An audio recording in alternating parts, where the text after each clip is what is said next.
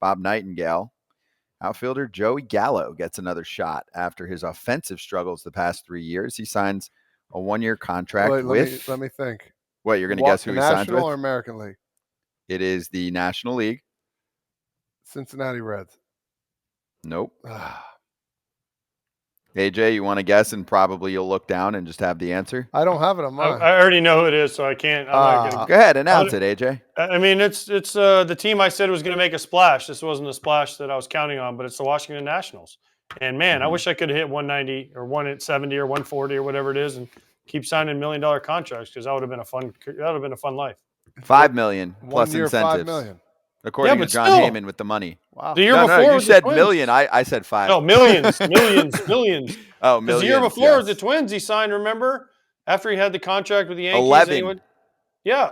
And he hit, 140 the year before, and then he did it again? I mean, teams are just – eventually, though, I guess they'll find a hitting coach that can figure it out. You're not signing Joey Gallo for his batting average. No, what are you signing him for? You're signing for his power potential. So hopefully potential better gets you on the paid. on-base percentage front. He is a great athlete. So, I mean, you should be his agent, Scott. Hey, how about this? Do you know what his OPS plus was last year? 100 league average? What do you think he was at? It should be about 40, but it won't be. 95.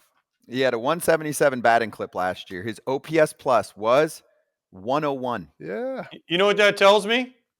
Walks are so overrated, and OPS plus is not the stat you should base your decisions off of. Yeah. Okay.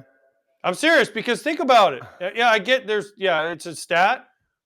He was above a league average hitter, 177 last year. How many homers did he hit? I don't have his thing.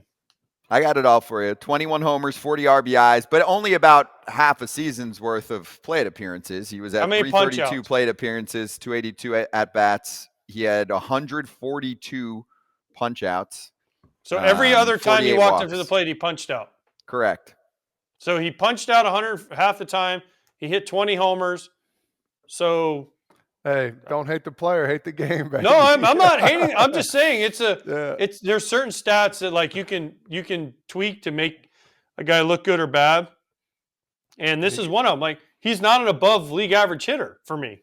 It's my opinion. Joey Gallo is a nice guy. Listen, he's a nice guy. I mean, he's a great guy. He's a super athlete. You know, he's all the things Scott, his agent, said. He plays good defense when he's out there. But, I mean, you know, I feel like there's a million guys you can find that can go up there and hit 170 and try to hit a home run every time. I don't know. True. I mean, I played with him in Texas. Loved him. Did you? Yeah. Oh, yeah. For a little bit. Give me the scouting report on old Joey as a person and what you saw. Obviously, because you probably had him for some glory days. What year was it? 20. 2000, right? The COVID year. Okay, so 2020. He's undercover for one of the funniest dudes you'll ever meet, too, bro. He's witty. You know, he's a little crazy too, which I like. So hopefully, I brought some goodness out of him. I'm happy for him, like AJ is. He's happy for everybody. Yeah, it's one of those. I think could be lightning in a bottle for the Nationals. All of a sudden, he has a resurgence, gets something tweaks with his swing, and understands that doubles are good too, like all that stuff. No. It could be a really good pickup for him. So happy for him that he made this deal. Because guess what? It's getting late. It's getting late, and it's getting late. So if you could find something like this and he can get this done, sign me away. Let's go. You know, now they platoon him. I think that they were starting to do that, right, last year with Minnesota. So just let him hit against right-handed pitching, start to kind of put him in the right situation, or at least to help out.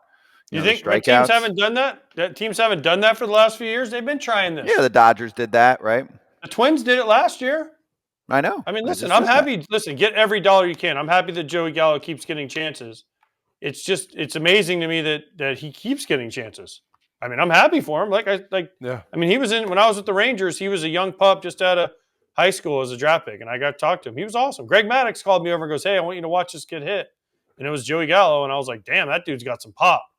And then they were like, "Yeah, look at his numbers," and I did, and then he became what he became, and but listen, get every dollar you can, Joe. I like you as a person. This is not. I'm just saying, it's just amazing.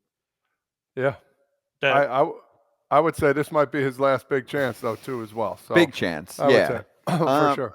I will I say think also, he would agree with that as knowing what he's been through. Yeah, for regular ABs and all of that, and obviously getting millions of dollars. Like if it's a total flub of year, you have to remember that this wasn't a total flub of a season, at least according to many front offices. That's what they're looking at.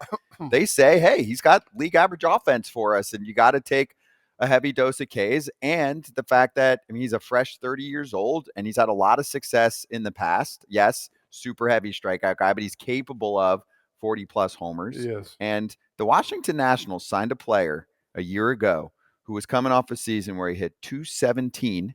His OPS plus was 81 in 2022, a 272 on base percentage. Do you know who that, for the same money, do you know who that player was? Lane Thomas.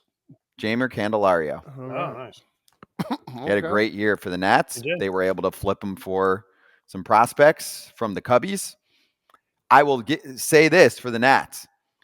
You sign players like this who you feel like still have something left in the tank and give them everyday Bs, because you're not going to be a playoff contender this year. And this is just like we're talking about with Chapman and the Pirates. If you're one of those teams and you're trying to build yourself back up, you can't just sit around in the offseason. You still have to do something. Not going to necessarily spend or convince certain players that now is the time. But Gallo's kind of the perfect guy for a situation like this. It's low pressure. And if it works out, they get a couple prospects out of it, which is a huge win for the Nationals. Right? Yes, sir. True. Agree. Candelario was one of the big success stories from a signing perspective. Yeah. He turned around and got himself a little 3-year 45 action from the Reds just now. Whoopsie. Yeah.